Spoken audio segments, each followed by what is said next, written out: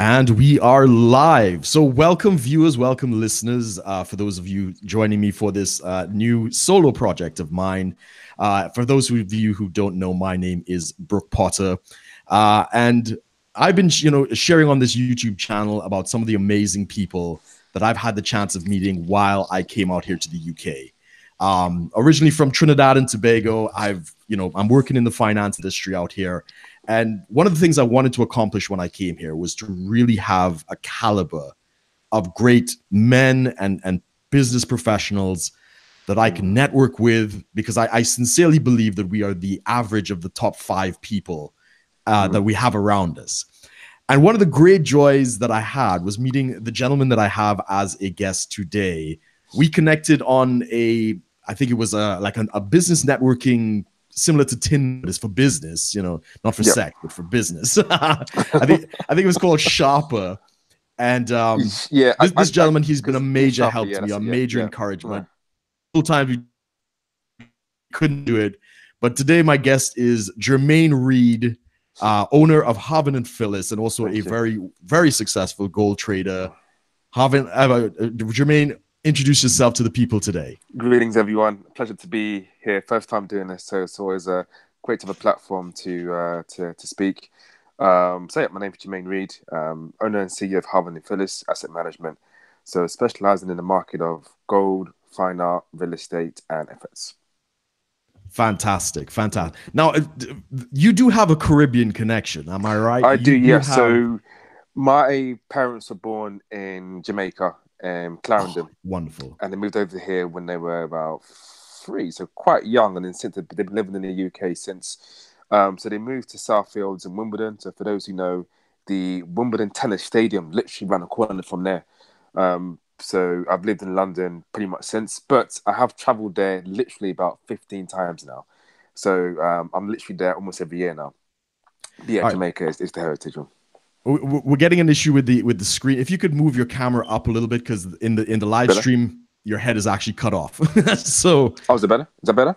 Move it up. Well, move it so your head is lower down. Sorry. Let's see. No, you're still cut off. You're still cut. So try and get your head kind of in the middle of the screen. Okay. There. Let's see. Yes. Yeah, that looks better. So they can see you now, because it's just a mouth talking on the stream. I see, got it. Oh, I see. Yeah, because the view I'm seeing on here, I can see everything, but I didn't know from there. Okay. Yeah, because it's letterbox on the YouTube. So, got it. Okay. So you were born here then? You were born and raised in the UK. Yeah. And you do travel back quite often. So I mean, as a young man, all right, let's say. Did you know that this was the kind of profession you wanted to get into? Like, what were you interested in as a young man? My main interest was in film. Was in film? Okay. Yeah, I come from a very creative background, so arts was my main thing. Drawing, painting, sculpting, that was literally what I was interested in since I was 10. And I used to follow Damien Hirst, his work a lot of Banksy stuff as well, Michael Bassett, quite a few artists, and I thought, these guys are just really pulling up their expression on canvas through different mediums. And I thought this would be a great way for me to tell a story or to express, because I was very quiet when I was young. Didn't really like speaking, didn't really like telling anybody anything. So I thought, well, the best way to speak would be to draw or paint or film. So from going through school, college, what I wanted to do was draw, paint, and make films. That was it. That's amazing. Wasn't interested in anything else. Just thought, you know what? I love art. This is what I do. And then the issue for me, I guess the transition was I've made a few films, and I got the break to film in for London South Bank University. So I went to LSBU, and I studied film and video there. I was given a chance to produce a film, write, direct it, the whole thing, and have it screened in the BFI cinema in South Bank. So Excellent. It was a short film, literally about 10 minutes, if that. And then this film really gave the opportunity for me to step out and think, you know what, to have guys in the cinema watch my film is brilliant. And then the issue, what I realized now was your network is really your net worth now. Because film in the UK, at the time, we're talking about maybe 2012, wasn't as big as comparison to the US. US is huge for film. Sure. So I thought, well, I'm not really going to be able to make it as big as I thought I could. So I went to America a few times, and I thought, God, this is a struggle. This really, really is a struggle. Now, I think many of those who are from London, when they graduate, think, yes, I'm gonna graduate, got my big degree, now I can get my first job. Not always the case. I was That's right. jobless for almost a year and a half. Wow. I Okay. have no work for a year and a half. So it was like, what do I do? You know? And at the time, I had good friends around me. One of them was in recruitment, and he was doing IT recruitment. And he said, look, Jay, look, why don't you do sales? I was like, don't know about that because I don't like speaking to anyone. All right. So when he told me about the money you can make, I thought, oh, wow, okay. All right. Now, I need money right now. You know? I've been Yeah. jobless for a year and a half. What do I do? Now I'm young. I need to get something in. You know? So I went to apply for jobs, like literally every single day, to the point where I was applying for 50 jobs a day. Wow. Then it became 100 every single day, to the point where I thought, Wow. no, I'm not getting anywhere. So I have to sign on. I have to be on benefits, and I hated it. Thinking, me on benefits, I don't want to do this. I don't want to Of be on course. this. So I guess I don't want to say depression, but I was really in a really bad place. Sure. Because the lack of money will make you do crazy things. It It will does. make you feel. I've always had this thing about the love of money. I don't believe it is the root to all evil at all. I think the lack is. The lack of money will make you kill for money, steal for money, make you do all kinds of things. So Correct. I got a job in retail. I thought, this is even worse, but I needed it. Can you I name the needed it. store? Can you where did you start in retail? So I worked for Phones for You at the time. Okay. And obviously they've gone now. And I thought, I'm on 13K a year. How is that livable? That's not like, who can live off this? Yeah, and I thought, no, this isn't going to work. And I was there for a very short spin, and then I actually got a job in Harrods. I thought, okay, Nice. maybe we're picking it. Harrods isn't a big brand; it's really nice. He's obviously a massive store. And then whilst I was there, the people who are serving in Harrods spend a lot of money, and I thought, if I want to earn that sort of money, I've got to do something different. So it made me think about what my pal said about working in sales. And Right. then I was researching it about recruitment and about investments, and I thought, you know what, this might be the right avenue for me. So I I went to apply for a job called One Two Trade. Well, a company called One Two Trade. Right. They specialize in binary options at the time. And when I applied for this, I had no idea about the investment more. I didn't know nothing about it, nothing Yeah. at all. I thought, you know, it's new, it's different. Okay, let me try it. Now I had the interview with a guy named Nick Reagan, very popular recruiter in investments now. Um, and he said to me, "You have no experience. Like you don't. Your last job was in retail at Harrods. Why should I hire you?" Yeah. Didn't what I took off my shoes and walked out the interview. Really? That's how bad I was. I said, "Look, I will leave my shoe. Yeah, I left my shoes there, Right. and I walked out. I said, that's how bad I want it. I will walk home without no shoes." Wow, that's amazing. So I left the office. Now come back, get your shoes, get your shoes out. You know what? You're hired. I'll give you the job. And from there, I thought, great, this is amazing. So I had the contract sent to me, paperwork. And on the first day, there was like a massive like training room. There was like 50 guys in there. I thought, wow, okay, here we go. So everyone's got this pack, you know, about the whole investment stuff, what's going on. This trainer comes in and he's talking about the platform, about binary options, about stocks, commodities, indices, the whole lot. And we're sitting in there, and a lot of people are discussing among themselves about the pay. And Mhm. then it came out that there was no set salary. It It's was commission. commission only. Yeah, commission only. Right. So from there, I thought, oh, ooh, this isn't gonna sit well with me. But that room of 50 became 25 when they Right. knew there was no base salary. Because I saw on paper, hold on, 30K, 40K. So look, if that was set salary made, that's more than double what I was on that, you know, in any E- retail job. Exactly. So when I stayed on, I said, you know what, I'm gonna stick it out because I know this will make money.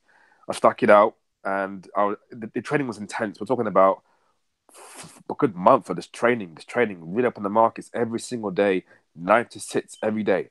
bear in mind, I'm getting no money at this point. I'm not earning anything. Right. So right now, this is costing me money being here. And then when we got onto the trading floor, now we've got to do our sales trading. Right. And this was the first time I really got trading sales. Ryan Stevenson, if you look this guy up, he's brilliant. Yeah. He was amazing. He was a head trainer at this company at the time. And that 25 became 10. Right. This guy was just getting people who didn't. He's like, if you don't want to be here, get out. He was just raw. He didn't care if he wasn't passionate as much as he was. He'll take to get out. Open the doors and leave. That's it. Right. So I remember we had a pitch. We were training how to pitch, and whilst we were pitching, he would grab an object and throw it at us to actually like pitch at the same time. Center. So this guy's really like training us like crazy. So our first task was to get 5 clients. However, we got it. We had to get 5 clients to deposit their account. So the role that I applied for 1-2 was account manager. So essentially bringing on clients onto the buying options platform, giving them information about certain markets, and then essentially leaving them within their capable hands to trade on their own based on the information. So I then got moved to the sales floor.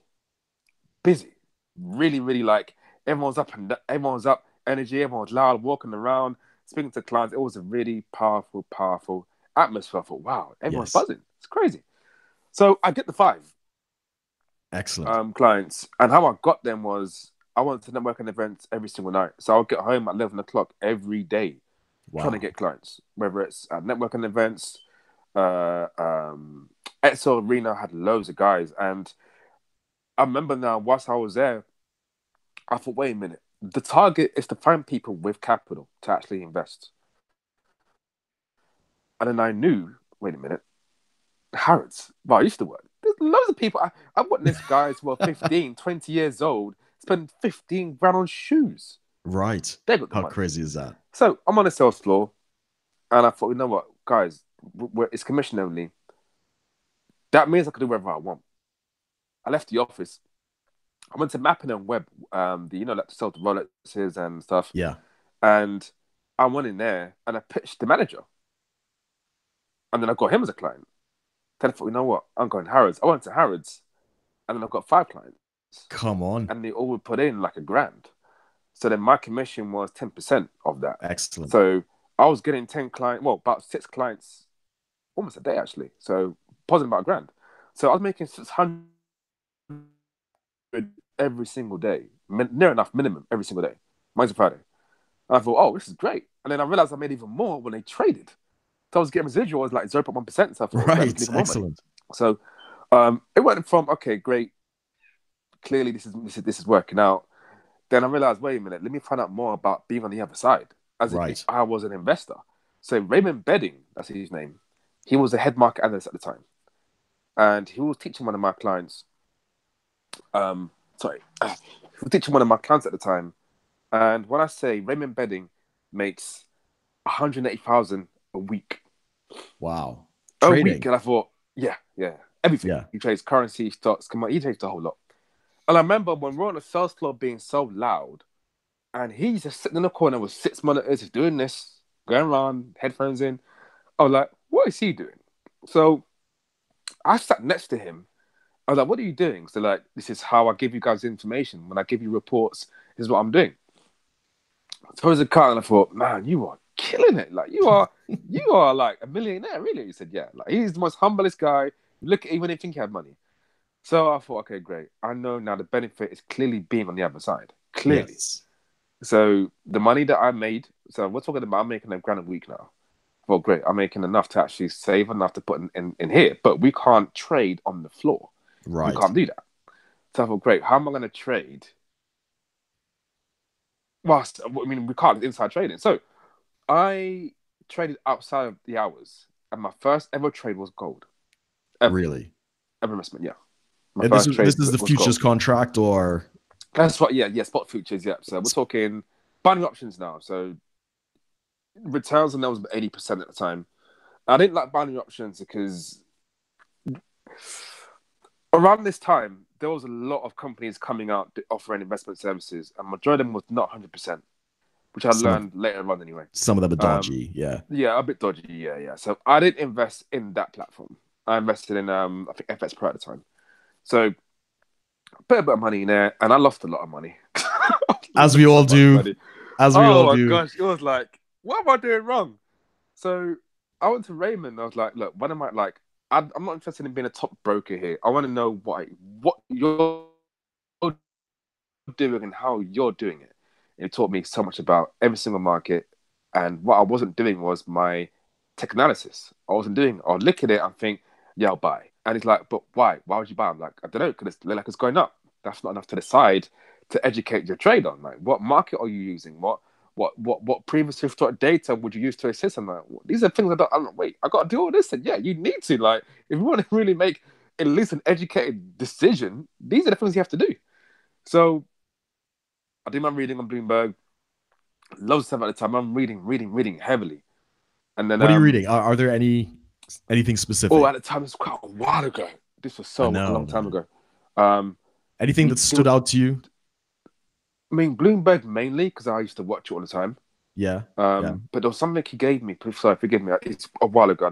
He gave me Yeah, something it's to fine. read, It's fine. and this book was just like, yeah, okay, I got it. All right, I'm reading it. I did start lost my money trading it. But I'm not gonna give up. So I left 1-2 Trade and worked for Alpha Commodities in Canary Wharf in Excellent. the City Bank building. So plush offices, everyone's in a suit and tie. Now we're selling commodities. We're no longer on a trading platform. I'm now selling commodities. So And at you, this you point, got you got the license to do all that, and well, the company had its own licenses to do so anyway. So it okay, wasn't a case okay, where it's coming from me directly. It's a case right, where I'm offering an introduction as such, like an okay, IB almost, and then the investment itself will be offered by the regulated or certified broker to actually offer it. sure, So I'm in the city now, and these guys are making 100,000 a month. yeah, They're not trading. I was like, wait a minute. just sales. So this is the sales. Okay, this is what I'm gonna do now. Okay, I'm using a skill that I've been taught very well to now benefit from this. So I'm winking a Wolf, 34th floor, nice suit, and I was an opener. So I'm opening deals and then pass them on to the closer. And this guy, Ashley Adams, I'll never forget his name because he killed it. Like he makes 70,000 a month from his Wow. 2 calls a day. 2 calls a day. That's it. And I remember when he made a mill in the first year. And as a company incentive, they gave him a Mercedes AMG and an Audemars. And at this time, my love for watches was really high because I like my watches. And I was like, "You've been given a 30 grand watch and a car as a bonus, and you've got 1 million. You've made 1 million a year. Like, what? I thought, wow." So he's like, "Listen, it's minimal. Don't care." So he's buying everyone food and we're all going out. And so I think that I need to live like this. This is it. So the 6 months I struggled. I didn't get any deals in. It was literally like really, really, really, really hard for me. Sure. And then I got my break when I spoke to a client who had 250,000 to invest. I thought, oh, great. So pass them on to Ashley. Ashley's like, great. You closed him. Here's 10 grand. I'm like, what? 10 grand like that? I said, there you go. Keep doing Wow. that and you're on the roll. And I was quite good at it. And I was given the Rolex, Deep Sea, I still got it. I was like, this is brilliant. This This is is the really good. stuff. Yeah. So at this company we sold diamonds, physical gold, and fine art. And what was popular for me was the diamonds and the gold. Right. So I thought, wait, I can actually do this myself. But I thought, no one's making more than Ashley. Like he's the top broker. No one's making more than him. Right. And then I had my biggest break, my biggest chance, should I say. Now we had gold, but it wasn't physically here. It was in Australia. Now I was on LinkedIn and a guy reached out to me and said, look, I'm trying to reach X amount of brokers. We've got gold to physically sell. But Hmm. I noticed your location because you saw in your LinkedIn, your Canary Wolf. So great. So what's the situation now? I've got a client who's got 1,000 metric tons of gold to sell. I Wow. was like, how is that possible? That's 25 billion worth. He's got it. So I asked him, where is it? So part of it is, well, next to you. So, what do you mean next to me? HSBC building has vaults. I didn't know that. So, you know, the main HSBC in Canary Wharf, Yes. he had the gold in there. I'm like, oh, wow. He's like, yeah. So, can we talk? So, yeah, let's do it. So, Ranger call. And I spoke to my director. I said, look, the gold that we're selling is obviously in Australia. The gold that this client's got is physically here. What can we do? So, well, why would we take that on if we've got our own gold? So, yeah, but it's not here. Yes. Like, and the tax and the process to get it to clients is this headache. Like, if it's physically here, wouldn't that be a benefit to us? Why don't we take on as a project and make money off it? He said, no, forget it. Until I asked the client, what's the minimum quantity? It's about 20 metric tons. No, you This have to was be a around what multi. time period? When was all of this taking We're place? talking about 7 years, so 6, 7 years now. Okay. So Um, 2010, 2012 no, kind of so time. so no, yeah, about 2013, around that time, yeah, 2013. And I remember also that prior to all this, Wolf of Wall Street came out as well when Right. I was there. I was like, this is going to put our jobs at jeopardy, and it really didn't. It just increased people to come in for jobs. So I'm trying to find. I took on a project myself, and I thought I'll try and sell this gold. But if you're selling it by the metric tons, you need to find a multi-millionaire. And the leads I've been given, no one's got that kind of money. No one. They're all Right. like, yeah, I got 100 grand, 20 grand, quarter million. No, near enough. So I put to my colleague and we're like, look, why don't we just do it ourselves? It's like, but yeah, but we need to find someone. So we went to one of his clients who is friends with a Saudi prince. And I was speaking to him. It's look, if you physically got that gold, we'll make it happen. And they signed the NDA, signed the whole thing. I said, okay, great. I'll look into this. I'll get back to you. So he tells his pal, who now wants 4 billion worth. Wow. And I said, he wants what? Like he wants to buy it. I'm like, oh my gosh, what's the commission? What's the commission? 16.5 million is the Wow. commission. So I'm looking at houses. I'm looking at houses, Bentleys. watches, the whole lot. I'm like, yeah, I'm gonna buy my mum this house. I'm gonna get this cars. I was like, Ashley was the top broker at the time. Not anymore. Someone's made more than him. So I said, look, great. I'll get the contract over. He's got to sign it ASAP because I was only given exclusivity for 2 weeks. Sure. So Sure. I knew about this gold. But I realized now it was a month now. So that was now accessible to anybody. So I get the paperwork over to him. So great, sign this now. No. So these Saudi royals take forever to get through to. So Yes. what should have been taking a month took almost 4 months. Wow. God was gone. Oh. Missed out, yeah, heavily. So I spoke to the client and said, look, where's the gold? So like, listen, gold at that time was 10% below market value. It was really low at the time. So he approached 100 other brokers and they all got rid of it. Really? Right. They Yeah, moved it out. easily. At that price, Again, it this was. was what time frame was this? Because we have a guy here, he's kind of mapping the price of gold as you're telling this story, Mm. and he's trying to figure out We're talking 2013. 2013. Yeah. Okay. And 1,000 metric tons is a lot of gold. Yeah. Like Yeah. Clearly. I don't understand how one person can physically own that much. But if you own the direct source, I mean, it's possible, but I never knew someone actually had that amount Yeah. individually. That's way more than what a country would import in the whole year almost. If you look at China and India, they Absolutely. were big imports at the time. So, but it was all confirmed. It was all in writing. I've actually got the NDA contract still. I've still got it in the email because it's legendary. It was like, that one chance I had to be a millionaire, it's gone. But obviously, because of that, left the company. I started my own trading stuff with Jerome, a good friend of mine, and Dennis.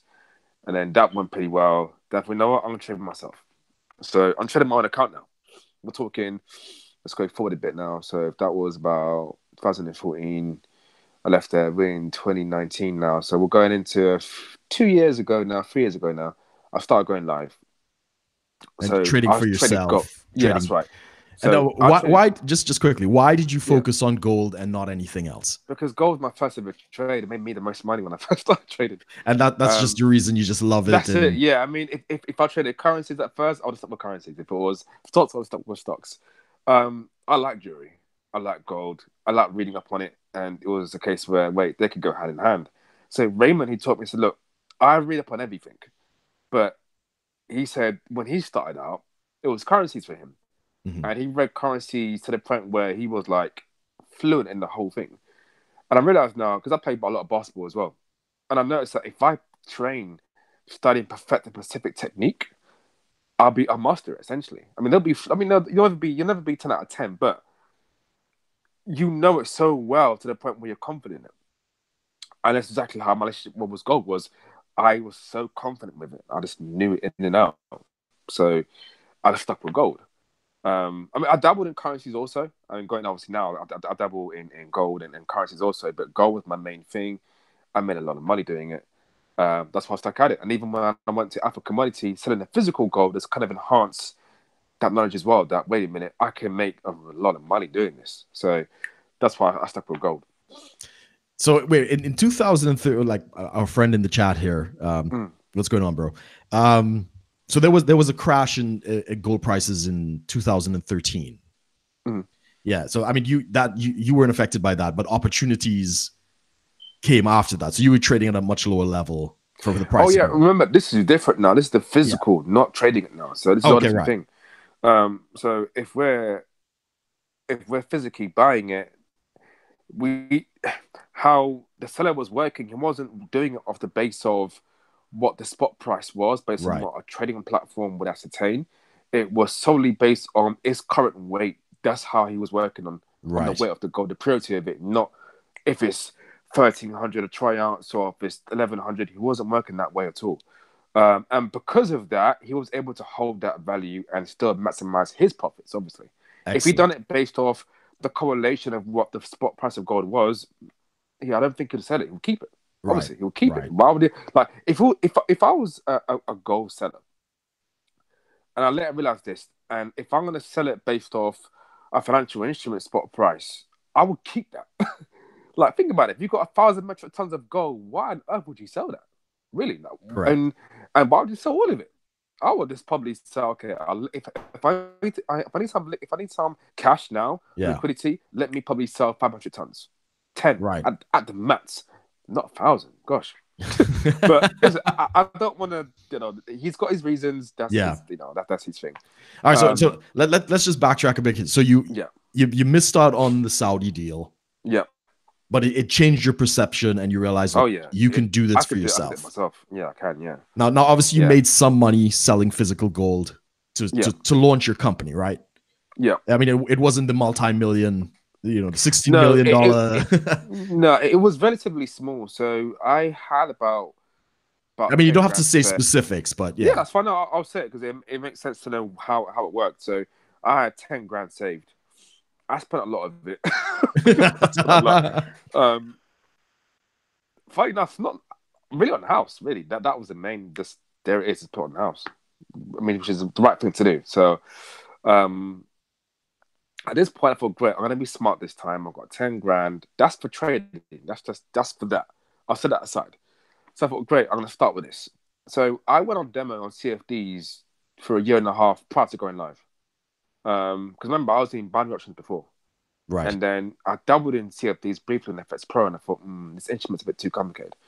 So I started to check out C Trader, FX Pro again, revisited that, IGFX, which is UK based. I did like it. I thought it was pretty good. The support was pretty good. It wasn't for me. IG, this So is, yeah, IGFX. yeah, IGFX. I Yeah, didn't think it was the right platform for me. So sure. I started trading on Trading 212. I thought, okay, at this time it was promoted everywhere. I think like a Yes, good I couple saw of the years back, ads.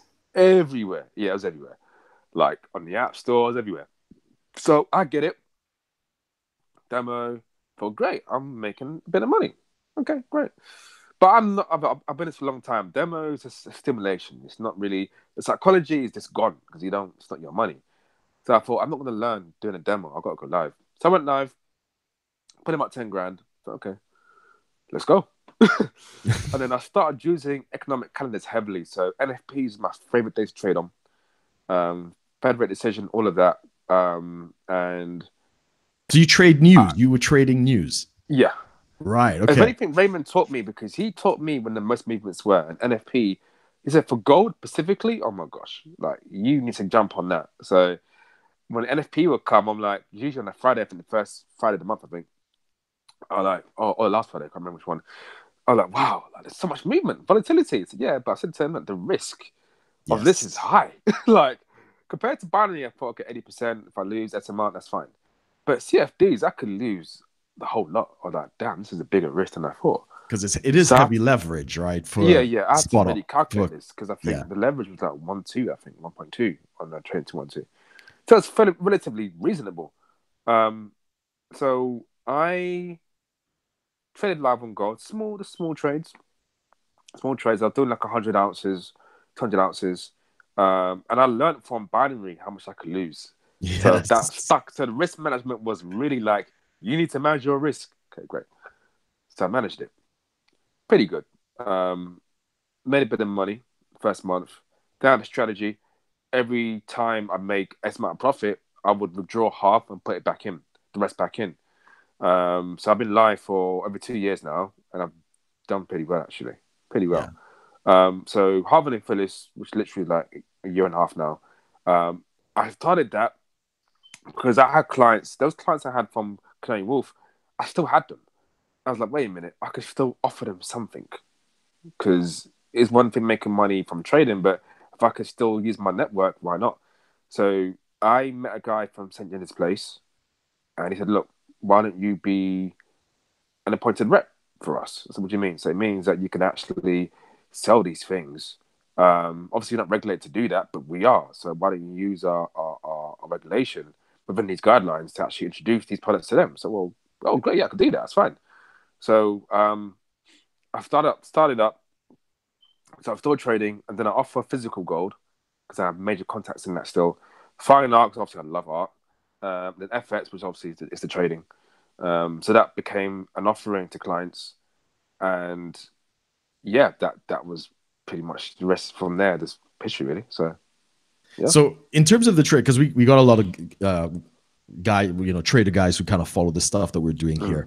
Yeah. So what was your strategy? What was like the aha moment? Was it obviously you did the news side of it? Were you heavy on fundamentals? Did you do a lot of technical stuff? Like when did it come together for you? Yeah. The technical analysis was quite key. I'm a big fan of using Matt D a lot. Matt D is my favorite a technical tool to indicate to actually use, as well as RSI. Support and resistance has been a key. I never used to use that. I'll just think, yeah, it's going to do this. And Raymond told me like when to set it, how to set it. I was like, yeah, these are clearly key points. The key thing I've got to say for me going forward was I had a strategy and I used to scalp a lot. And for me, it was about small trades, small profits daily. That's my focus. Right. Not long trades, not like long-term position, because I realized now to do that, your account has to be fairly big to do that. And I've realized now guys who do that have a large pot of money. So when I was doing small trades, my biggest break came on Brexit. That was my biggest break actually on Brexit. Yeah. So when I was studying Brexit, I knew we were going to leave. I started to know it. So there were guys that I was following. There's an app called TradeBird actually. I think it's gone now. But I don't know if anyone who's listening, if you remember TradeBird. TradeBird was like a social platform for those who everything about trading. Those who are the top traders, beginners, will all speak on this about every instrument, giving everyone tips and ideas. There's one guy, I think Stephen, I can't remember where he's from. He wasn't from the UK. He was trading gold as well. There's a gold chat, and we're talking about gold. And at this point now, I'm up 100 grand. So great. So I'm gonna do something very, very risky. Hold on. Stop right. You went from 10,000 is pounds. You did it in pounds or dollars. 10,000 and you're pounds. Yeah. Yeah, and you're up to 100,000 pounds. So I'm up 100 grand in about 7 months.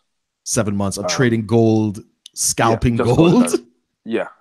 That is amazing. So my strategy was every time I made profit, even with like 10K double, I would half it and do the strategy again.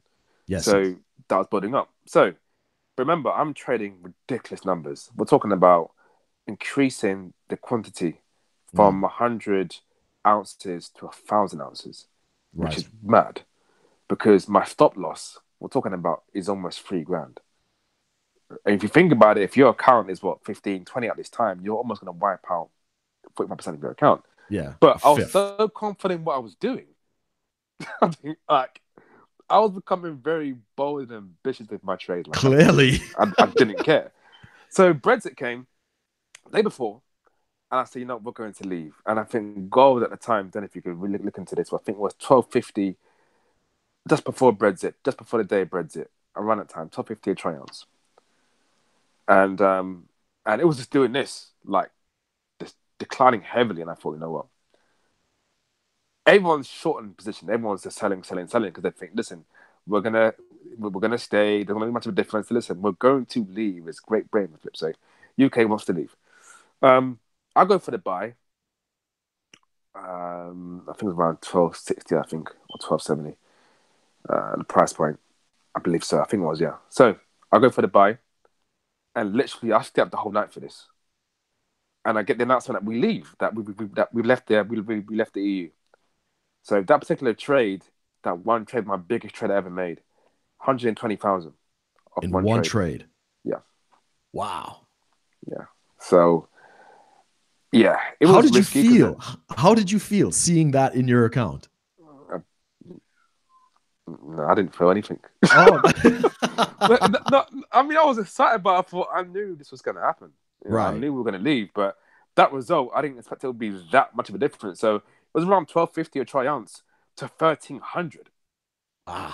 It was like this massive, like, damn. And that guy, Stephen, he lost almost $250,000. Really? Yeah.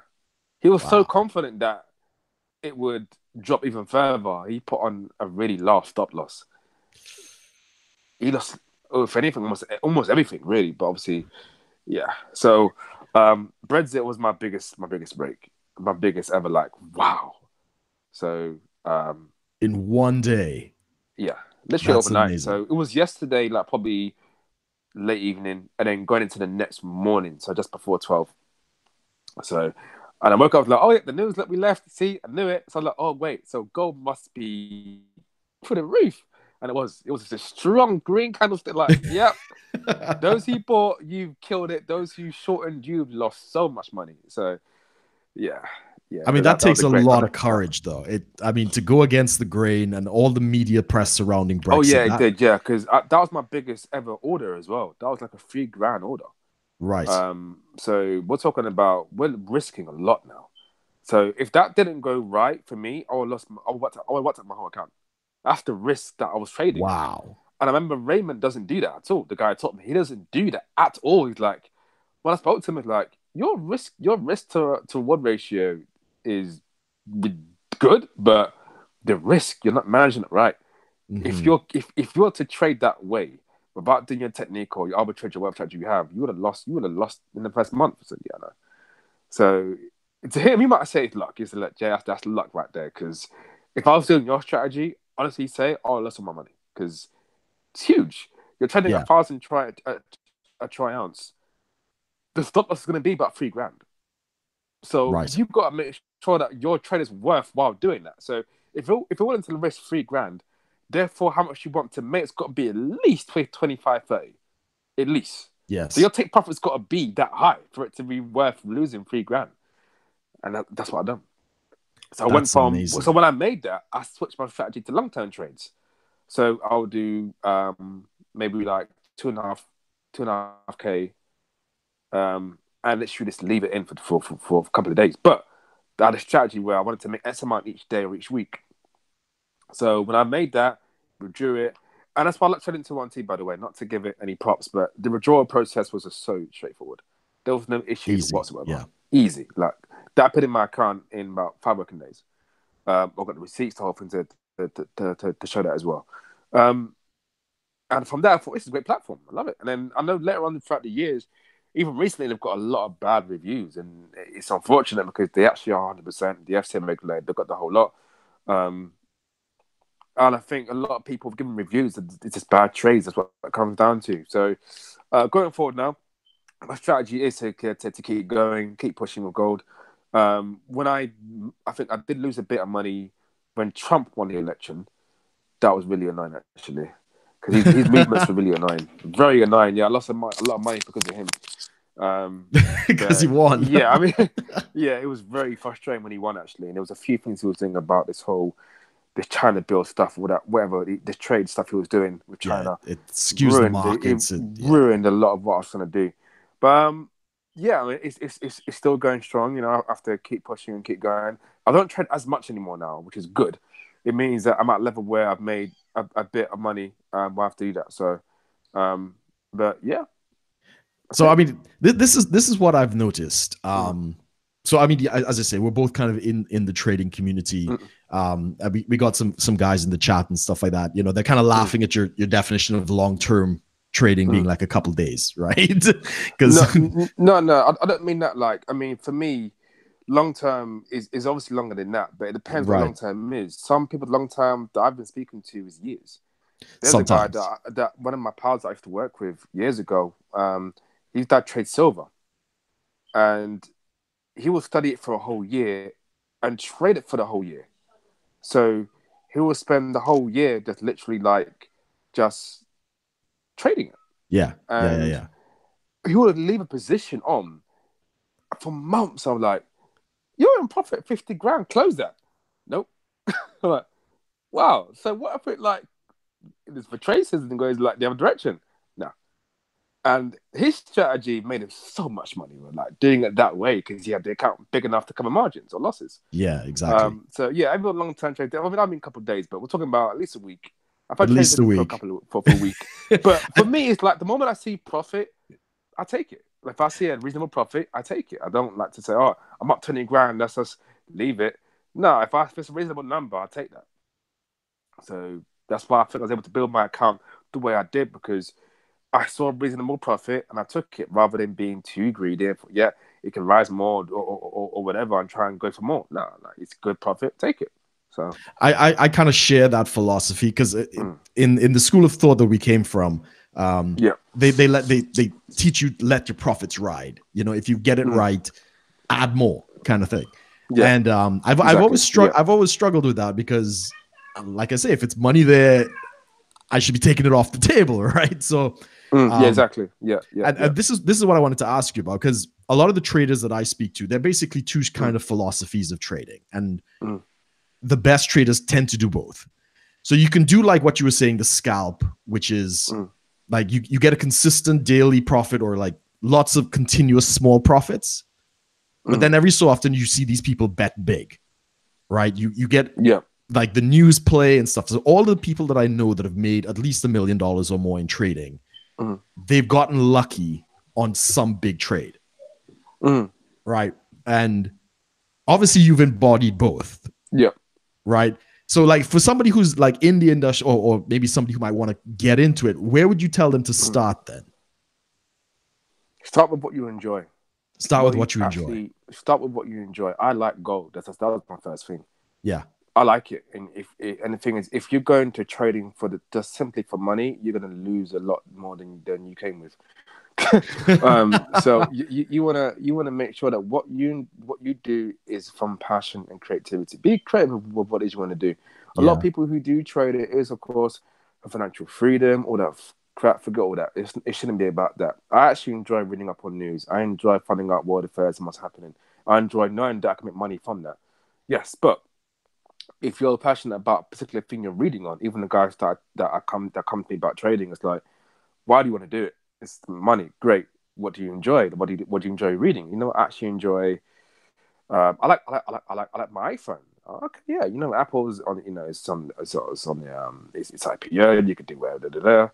I said, okay, great. So I could buy stocks and invest stocks in an Apple. Yes, you can. And then you might have guys who like Levi Jeans, for example. They've actually IPO'd as well recently. So there's always something that you can enjoy looking into and doing. So yeah, I would say find what you enjoy and study it. That's actually I don't know if you've seen Million Dollar Trader, the BBC special. I have, yeah. Yeah, you have. The guy Anton Creel, he's the Yeah. guy that trained me and one of the gentlemen in the chat and stuff. But there was Nice, a trader okay. on that who did exactly what you said. He basically bought the things that he liked, and he was like the only one that was really doing well. Right? Yeah, exactly. Yeah, exactly. So Raymond taught me that as well back in 2013, and before I left to go alpha. Everything that he was doing was what he enjoyed. He Yeah. traveled a lot, and he was wondering why. This is how he started. Why, when you change your money, it's not the value of what you would want it to be. And he Yes. realized now that the guys who are exchanging it were obviously making money off it, or in Right. between it, The in spreads, between yeah. the exchange rate.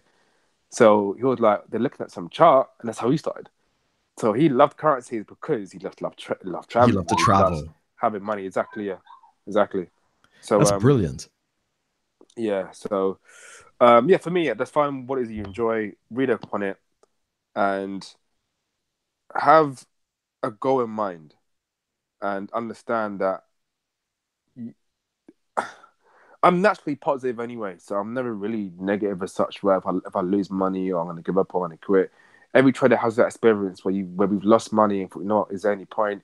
Oh, the broker's a scam or anything like that at all. We don't really take accountability for the decision we make. So when we lose money, see it as an opportunity to learn. Because if I didn't lose initially in binary, I would have lost probably even bigger now. Because Right. no, in CFDs on FX Pro, I would have lost so much bigger now.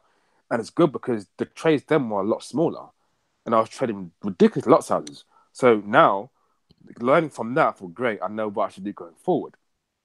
How to learn going forward. So those who want to do it now, and yeah, I think there's a lot of young guys, especially when Bitcoin came in. I hate Bitcoin. As it came in, a lot of people who came in, and Bitcoin at the time was like this new thing, this blockchain, it's all this crap. And I remember a lot of people were saying, "Yeah, it's gonna rise to $50,000." It's like, what's driving that price? What's factoring that price? Nothing. What's giving it its influence? What ultimate factor is giving it its base point, its price point, price factor? What's doing this? So I remember everyone trying to get me to come to this seminar to find out about Bitcoin and go to these these classes that try to sell you these packages or courses, and like, it doesn't work with me. I've been in sales for how long? I can't. It doesn't work with me. So I'm reading up on it. So okay, great. Bitcoin is this great, amazing thing. Fair enough. Okay, whatever. So I didn't dabble in it, and then a lot of the guys who wanted to trade were like, "Yeah, I'm a Bitcoin trader." What do you mean you're a Bitcoin trader? How much money have you made of it? Like when people say you're a Bitcoin trader, you make it sound like it's your profession. It only came out like, well, I only knew about 2 years ago when it first came out. I mean, I know it's been around prior to that, but it wasn't really as big now. And even now, it's this I don't know what price is that now. I think it's like 6,000 or less than that. I think. Yeah, I think But at the time when I looked at it, it was 20,000. That's how long ago I looked at it. I was like, that's a that's couple of going years to drop. back. Yeah. And then my guy in Canada was like, it's going to go 50,000. No, it isn't, because its sentiment is 80% want to buy, 20% want to sell. Where's the money coming from to facilitate the 80% buyers? Where's it coming from? Correct. It's got to come from somewhere. It's overbought right now. It's going to have a decline. No, it's not. Yes, it is. Drops down to like 7,000. And he'd lost a lot of money at this point. Of course. And yeah, he was like, I said, so you know what you might have to do is sell your franchise, because he's got a franchise at McDonald's, loads of them in Canada. And dang, yeah, he's got loads of franchises. Yeah, and yeah, that's what made him look into it. And he's like, Jay, I know you do gold. How's gold? He said, Bitcoin can't do what gold does. He said, no, no, of you can course make not. more money on Bitcoin. I said, no, you can't. And when I showed him my my history with gold, he's like, on gold? It's like, yeah. How was that? He's talking about gold, but like if you look at what 2,500 years ago, it was the currency to buy things from, and it may be the currency in the future as well. Exactly, we don't know. It's always going to be here. Bitcoin, whoever created it, I looked him up. Very vague about who this guy was. Yeah, Sotomayor or something. Yeah. So he was so confident in Bitcoin. That's a bit of money in it, and he's like, Jay, Bitcoin's the future of the way. So I'll stick with what I know. And the successful traders I know stick to what they know. And obviously, I know there's a lot of Bitcoin millionaires out there as well. They made their money. Props to them. You know, they're doing their thing. But Bitcoin for me is a no-no. But yeah, but for trading, it's more about, for me anyway, everyone's different. For some, it's about money. Yeah. All about money, which it is to some degree. Of course it is. But if it's solely about that, you'll find when they lose money, they're done. They're over it. It's like, forget it. Diamond trading now doesn't work. It's a scam. Forget it. You get a lot of that. It's a scam. Depending on your broker, yeah, of course. You know, if you're with an unregulated broker, based on motor, they're what the CSEC, whatever you call it, regulated only, or LGA regulated. That's it. Of course, it's a scam. They're lottery gaming associated regulated. It's a game. This isn't a game. This is an opportunity to learn, to study, and you find some traders learn a lot about themselves. And I did as well. I learned a lot about myself, a lot about what am I reading on? Why do I like gold? There's certain relationships I have with people, and money does change people. The thing is, when you have money, especially from someone who's come from poverty, money makes you be something that you could have been. Right. Had you had the opportunity in the first place. So, like going to what I was saying about lack of money is the route to, as a lot of people tell me, because our people said, Jay, you've made a bit of money, you got a nice car, you do whatever. Also, when we met, obviously, nice suit, whatever, so on, so on. He was looking sharp, ladies and gentlemen. He was definitely showing me up.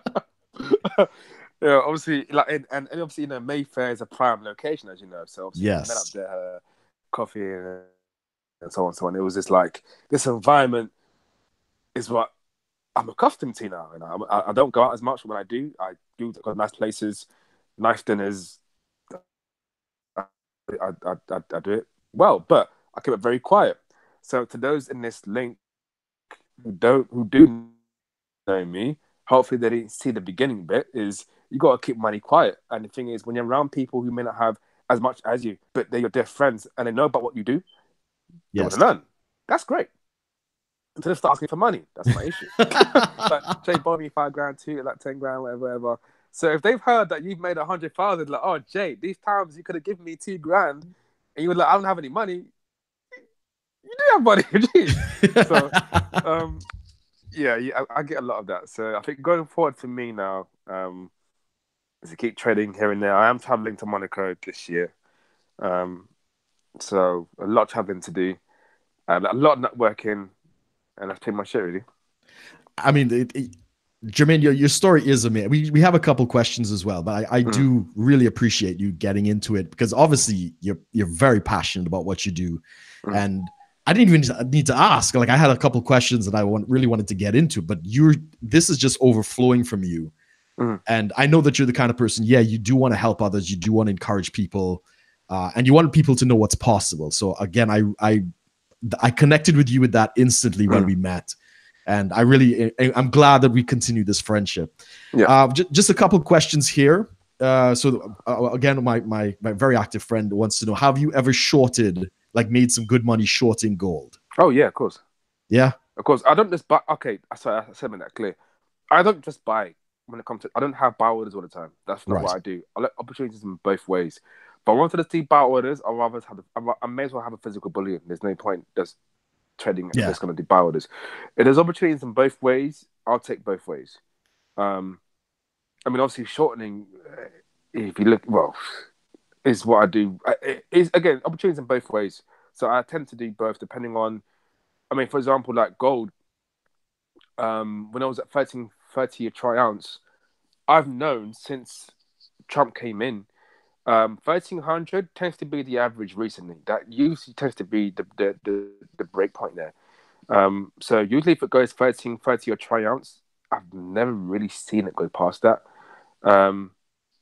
So I always know the average is going to be 1300. So you might find it also trace back to the 1300, which obviously is a massive pick movement down. But I do find the ways to short them by as well. Both opportunities all the time. Would you care to give like a forecast on where you see gold going over the next year? Because we got Brexit coming up. We got, not really U.S. elections. I think they got by-elections possibly. So, I mean, just from what you've understood, do you have an idea?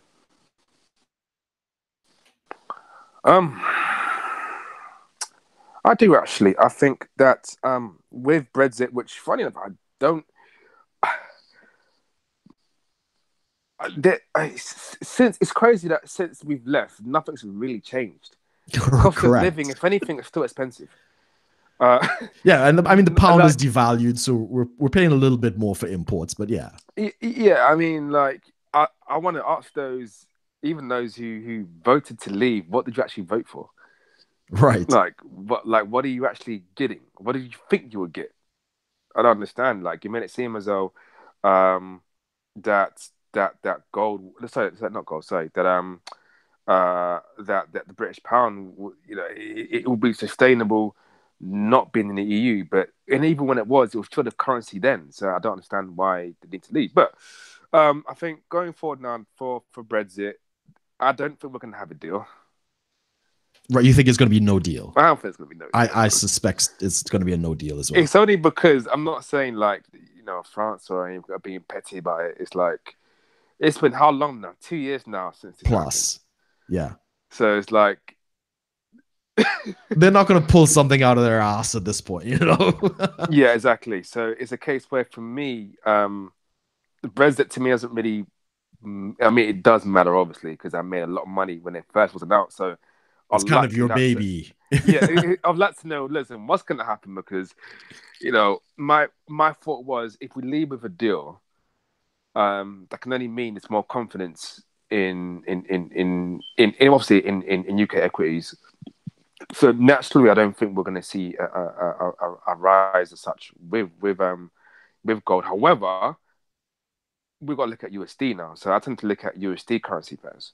So Yes. normally for this against gold, obviously gold is against USD. So I wouldn't worry too much about Brexit too heavily On the price of as gold. yet, Sure. until we find out what that deal is.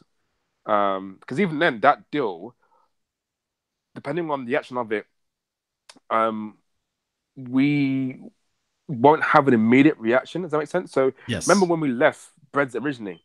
Of course, markets were going crazy, but when we left, nothing substantially really happened in terms of the UK. Yes, the pound had a significant decrease, but as an economy, what has improved?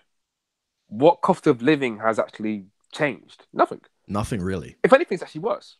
So if we have a deal, that deal probably won't even take in effect and probably till the next couple of years again. Exactly. So anything that we do with any decisions going forward wouldn't be immediate. But gold right now, of course, is 12.71 a troy ounce. I'm on that price now. So going forward, I believe it will test 1300 again. It has to. If to give any sort of confidence in it, it's going to reach that again. And in the next year, I can't really say that far ahead. Okay. I mean, but gold for me, 1300. Once it tests out, it's going to reach 1310. From what I've seen anyway, historically. But going forward, we have to see, wait and see, man. That's all we can do. I mean, what a lot of us are looking at in the US is the 10 and the 2 year yield curve is it's inverted. So it looks like that tends to be a signal that there's possible slowdown in the economy, not necessarily recession, but Mm. and as you see, the Dow and the S&P are kind of retesting their highs. Yeah. So on not very high volume. So the PMIs and a couple of the indicators are showing not a recession, but definitely a slowdown. And there's always the Trump factor. Trump could tweet something that just sends the market for a spiral, right? Yeah. Which is always a risk. So Yeah, exactly. possibly for us in the US, well, those of us who look at the US markets, we're kind of looking at it like we're getting cautious. We're kind of we're putting on some bear put spreads to the downside to protect the downside over the next 6 to 12 months. So that might be a very good opportunity, for gold in that respect. So you get that for free. Yeah. Well, I think if you look at, I guess, the moving average really for because even across the major asset classes for currencies or gold or stocks, I think for me again because I mainly deal in gold heavily, there's opportunities in every market. So when you look at that long term, it's good, but like you said, anything can happen even prior to that. With Trump, we could do any crazy decisions.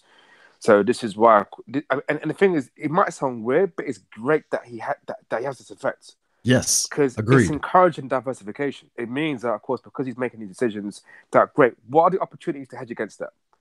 And if it was like a very readable, very digestible, okay, straight narrative, okay, great. This is what he's saying, this is what he's doing.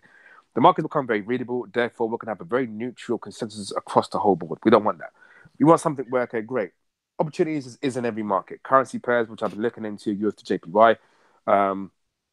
Obviously, gold naturally. Stocks, of course, as well. A lot of us are prematurely worrying about something that hasn't happened yet. Correct. Brexit is the one example of worrying so prematurely over something that hasn't happened yet. Okay, Correct. all right. If we had a deal, okay, who would it benefit mostly? So that's the key question, because those who voted clearly voted for a reason. Those who voted thinking, yes, they're going to be increasing job reports, job numbers, and so on and so on. Job numbers are already at all-time high anyway. There's more. The employment rate is low. High employment. Even in USD, in America, the employment rate is low. Hence, when you have the NFP reports, whenever NFP reports are positive, gold tends to decline. That's fine. And because of that, that's very easily readable. But if we look at the UK now, obviously, we need to make sure this market is solid, because effectively, even though what happens in the US, it's everywhere. Brexit also, UK has that same appeal also. So I would say right now, it's a case of studying what's happened historically. Most importantly, is one thing to look forward, because we don't know what's happening forward. There's no data. Nobody to really say, knows. yes, it's that forward. No, but we can look at historically and say, great, if we look at these particular dates, the specific agenda that's happened, we say, great, because of these things that's happened, we know likely what's going to happen in the next 2 to 3 years. For someone who's come from, I guess, a scalping short-term background, unfortunately, I don't look at the next 3-4 years. I need my money now, so I do what's required to be right now. I trade right now. So my chart's usually 1 minute, 5 minute chart. I need to look what's happening now. If I sorry, 5-minute charts and 1 minute charts. Well, no, not usually. If I look at mainly 5 minute chart, if I want to look at that scope, 1 minute. That's a lot of noise. It is. Yeah, if I'm looking at like from an NFP perspective, I'll probably look at 1 minute. Wow. Yeah. It's remember, it's especially if I'm live on it right now, I have to. Whereas if you've looked at NFP, let's say the report came out at 1 o'clock, you've missed maybe 15, 20 minutes after the announcement, you might want to look at half an hour, or probably even an hour, just to see what's actually going on. To kind of say, okay, great, because of that, I know what's going to happen going forward. But I would say everyone keep a close eye on, obviously, everyone's perspective markets. Again, depends on what you want. If you're a long-term trader, yeah, by all means, you need to know what's happening in the next 2 years, because you might have an open position now and not close it till the next few months even. Depending on what sort of trader you are. If you're going to be a long-term trader, going into the years now, you need to know what's going to factor in the next couple of years, naturally. For someone who's probably going to be a short-term trader, what we might look at more or less is what's happened previously. Right. To see if there's going to be any retracement, to see if there's going to be patterns or trends that's going to happen likely again. That will be, I guess, the comparison, really. If you're an arbitrage trader or someone who might do long haul, then you might read specific information for that certain forecast for the next 2 to 4 years, 5 years. I wouldn't necessarily need to do that. I'll look at something that's happened, what's happening currently now, and maybe likely the next week. Right. That would be my strategy anyway, going for me, for if I was looking up anything for what I wanted to achieve. And do you do any fundamental stuff at all? Do you look at mining, production, crack spreads, or anything like that? Or is it more on the technical side? It's more technical. More technical. Okay. So for me, when I look at technical, for me, a lot of guys tend to look at, okay, if we're looking at gold, are we looking at supply and demand across India and China? Are we looking at, of course, the retail sector? What are these things we're going to be looking at? Of course, we're going to be looking at that. Because if you look at retail sectors or jewelers, they're going to really undermine the price of gold based on its current price now. Mm-hmm. So whereas back before, you might have it done in weight, the weight of gold, obviously. Whereas if someone else was 12 kilos worth, they'll probably say, yeah, it's worth this. Okay. If we're trying to get an idea of price, naturally you're going to look at these charts to get an indication of what the price is per troy ounce now. So it really is about factoring, for me, when it comes to technical, what's happened historically. Yes. That's it. Because if you understand what's happened historically, you know what it's going to achieve whether it's daily or weekly. 1300 has been a very average test zone for some years now. If I look at a wider scope between 1250 and 1330, and it's been in that range for quite some time. So if you look at the numbers like that, you would know, great, these are the numbers where you find most opportunity in. So if you find that if it's at the low range of 1250, I think even Trump got to, when he was in office, I think it was low as 1198 at one point. So when you see gold historically in the past, whether it's the past 2 years, 3 years, that low, naturally is, okay, that's a big buy because we haven't seen it that low in how many years? So what factor will be for it to be any lower than that? Then if you see it as high as 1330, so listen, I have never seen it that average, that high in how many years? The sell. Naturally, you're going to have sentiments where we'll say, you know what, if we're going to break that test zone, it might reach 1250, find that key resistance there. Unlikely. I've known historically, if you're going to be a long-term trader, that's great because it probably would reach that. But if you're short-term, medium to short, you probably look for something around 1230 to repeat itself again. So historically, it is key. Technical for me is key. So that's something to look at. Amazing. And just on a final personal note here, congratulations are in order. On the engagement, yeah. My friend here has recently got engaged to his queen. What can we say her name or? Yes, Lavinia. Do give her our best. I want to hear how did the gold trader? Well, first of all, how big was the ring? No, I'm just kidding. How did the proposal go? All right, so the proposal, the party I actually invited to. Actually, I hired a club, and I don't normally do clubs because I actually flew in from North Africa that day. Wow! And as I flew in, I was like, "Wait, I've got a party tonight." I've got to tell everybody. So, literally rushed. Literally got the car, drove to London, stayed in the hotel, and then quickly got changed. Told everyone, "Listen, here's the club." Everyone got there, and then it was just packed. Everyone got there. Nice number. It was. I called it. Actually, I was actually going to propose there. I was actually going to propose in Portugal because I'm going to Portugal in August. I was going to do it there, and I thought, you know what? I know where I'm going to do it. I know exactly when I'm going to do it. So no one knew. No one had no idea I was going to do it at the party. It was called the Greatness Party. I called it that because everyone around me is amazing, phenomenal people. Everybody. So this was a party for everyone, not just for me. Excellent. So I invited everyone. Everyone came down, suits, we had drinks. Everyone had drinks. And then I had the ring. And one of my good pals who owns a few properties and a Luxford bar, he saw the ring. He's like, wow. He said, yeah. So that's how I know you're a gold trader, bro. Like, look at this ring. You're like, okay, right. So head in the pocket, give my speech to everyone. And then everyone got their phones out. Literally, as I went down, they're like, yep, he's proposing. And then he's just screaming everywhere. And then that was it. Got the speech, gave her the ring. And that was it. Obviously, she said yes. So no, she actually didn't say yes. She said, I do. Oh, wow. Oh, she jumped the gun there. That's a good woman. I think it's how I asked. It wasn't like, will you be my wife? I was like, I kind of gave a speech about the greatness about prospering together and so on, this and this and this. And there was like a question where you kind of say I do to it, but you could kind of say yes as well. So yeah, I'm sure somebody's got a video of this. Whoever's out there who's a fan, somebody post that on YouTube. Let's see it, man. Jermaine, I don't want to take up any more of your time. You are a very dear friend of mine. I really appreciate you sharing. Just let anybody know if they want to get in touch with you. What's the best way that they can do that? On Instagram.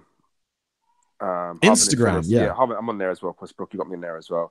Yeah, of course. I don't usually post on there. It's usually posts of some of the property stuff that I do, some of the trades that I do. The thing is, like, when it comes to trading, for me personally, I've done it for a bit now. I don't normally tell anybody the full extent of what I do and how I do it. Not because I don't trust anyone as such. Is the case where money, as you could imagine, is very sensitive to many people. Of course. And a lot of people have ideas. When you're a trader, people assume you're rich. You get that. People assume you have the sort of money that you have. I'm aware that people who are professional traders or beginners or even not as much diversification as such lost a lot of money prior to starting. Yeah. Very rare we have those like Raymond even Raymond he lost so much money. Like, if you're making 100,000 a week consecutively, understand he lost so much prior to that. And he lost a lot of money prior to that. you look at him, you wouldn't think he had money because of how he carries himself. You know? And that's one thing we don't want to do is carry the stigma of making people think, yes, we're rich, you know, we have X amount of money, da da da da. And I let on to people who are trading and lost money. It's not a scam. Don't give up. Do not give up so prematurely.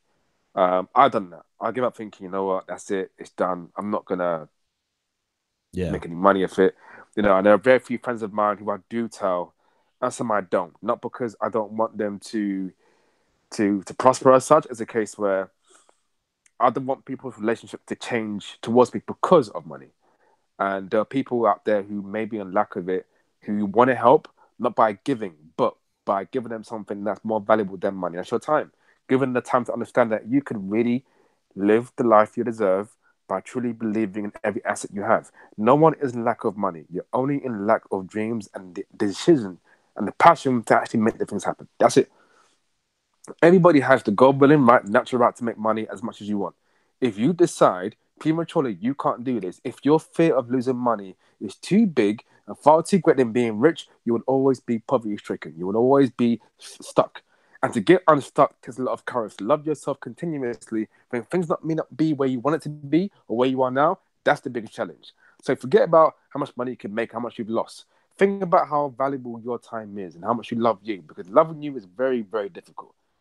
Very challenging. There are many people out there who are rich and not happy. Many people out there who are poor and very happy. So find out what makes you happy. Find out what your calling is, and find out what makes you passionate about what it is you want to do. Last thing you want to do is have a poverty-stricken mind, thinking you can't be any more than what you can be because of situation, because of or you don't have a job or have a very bad job, or you can decide just how much it is that you want to do to change yourself. That's it. My goodness. I mean, you'd give Tony Robbins a run for his money there, bro. I mean, the guys in the chat are going crazy, right? And you are so right. Even in my own journey, you know, coming out here, getting involved in the markets, as I say, I've trained that. I'm now doing some more short-term stuff. Yeah. And yeah, many times I'd looked at the short-term currency trading and be like, this is nonsense. You know, it doesn't work. But I had a very good coach who was there through. He said, look, this is normal. You're adjusting your mindset. You're going to go through that frustration. You want to go to give up. Yeah. And yeah, it's really about having that passion. And I think you and I definitely have a passion for making money, you know, helping people, inspiring people, and being the best people we can be. And whatever form that looks like. That's it. So yeah, go ahead. I'll say it to everyone on the final note, aspire to something greater than yourself. That's it. If you could find something, a cause bigger than yourself, make that cause bigger than your fear. You mean that cause bigger than your fear? You're unstoppable. You're unstoppable. There's nothing you can't do. That's the issue with us. We have our fears are bigger than our dreams. That's why we don't start them or finish them, because we make them outweigh our possibilities. Remove that. Remove the fear of them. Where did you learn, just quickly, where did you learn, like, obviously the mental side, I think, is the biggest thing that everybody's struggling with. Where did you learn that? I read a lot of books. You read I don't watch no TV at all. I mean, I know some people don't watch TV anyway. I don't watch things that don't stimulate growth or potential. The book I'm reading now, Who Says You Can't You by Daniel Chidiak, a lot of that book is kind of saying what I'm saying anyway. If you look at yourself and look at your life, and you have to ask yourself, are you living your dream? Are you living with passion? Are you developing yourself? Are you doing something different? Is your life an adventure, or is it boring? What are you doing? Why are you here? Where are you going? And what contribution are you trying to make to yourself? It's not about life being too short. We already know that. Death is already promised. We already know this. But what are you doing about your life every second? 84,000 seconds a day. That to me is 84,000 opportunities right now. Even speaking right now, I have an idea. I already have an idea. Keep a notepad and pen and write down ideas. Stimulate growth. Stimulate your mind. If you're sitting there pacified and why you can't do things, no matter blaming on other things or people will make your life any better. I don't care what you have or what you say. You can't blame, sorry, it was the boss. Oh, sorry, my job's paying me too low. Your desire to stay there is too great for you to want to leave. So you're going to complain. You're going to complain about how things not working out. If you lost money in trading, get up, learn from it. Say, great, you know what? I've lost 5, 10, 20, 100,000. I've learned from that, but I'm still alive and I'm still breathing. Because I'm still alive and still breathing, it means I've a lot to give. It means I can still keep going. If you're going to define yourself by 100 grand, 10 grand or 50 grand, are you telling me that what you've lost, that's what your life is worth? Is your life worth 100,000? You can't put a price on your life. but you want to Exactly. bow down and give up to losing S amount of money, forget all that. If you even have lost a couple million, your life is worth more than that. Don't worry about how much you've lost, because in the process of loss, you've gained. You've gained so much. You've learned so much. You've learned that I've lost S amount of capital, but I'm still here. That means I can do it again. For the fact that you're in a position to even lose that sort of money, should tell you, wait, I can get that back. Exactly. I can get it back. You know, money's replaceable. Money's replaceable. Man. How many times have you lost a job and got another job? How many times have you spent money on food or lost it and got it back? It's We're not in amazing. like I said before, not lack of money, only lack of dreams and the passion to make them start. We're not passionate about ourselves anymore. We've lost that. And social media is to blame for that. Social media gives this idea of you have to be rich, you have to have X amount of things. But people don't understand, if you don't enjoy the process of what it is that you're doing, it's not going to come. If you keep seeing I don't mind you seeing the end result. I've always believed in seeing yourself already there. A goal. See yourself beyond every challenge. See it already resolved. If you're struggling in a job you hate, see yourself in a prominent position. If you're driving a car you don't like, see yourself in the car that you do want to drive in. If you're living in a house that you don't want to live in, see yourself in the house you want to live. And most importantly, when you get knocked down, let's Graham will say, if you get knocked down, try and land on your back, because your reasons will help you to get back up again. So that's it. Well, thank you everyone for joining us for the Jermaine Power Hour. You know,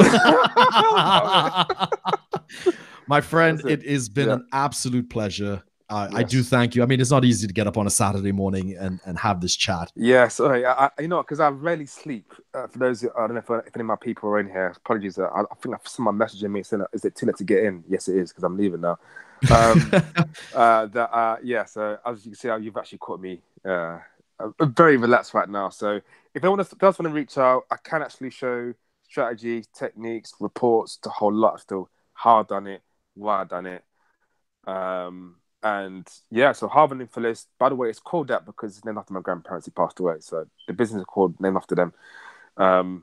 So yeah, reach out that way. And then we can best from there.